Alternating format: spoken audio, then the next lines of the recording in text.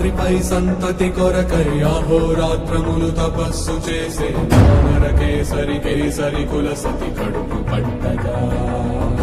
జనించినాడొక అసమాన బలోద్ధతుడు సంయుతుడు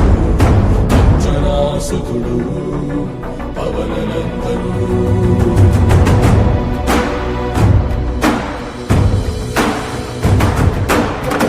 కిరణముల ఉదయాత్మి గని అది పండిన తీయని పంటను పడు సూర్యమండలము పండితి నాలని వీళ్ళుడే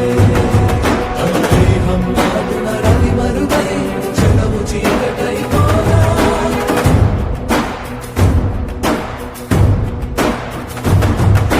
అది అమరేంద్రుడు గమనించి తన ఐరావతమది రోడించి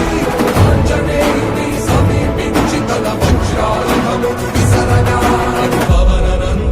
హనుముని తాకా చిందిన రక్త బిందువే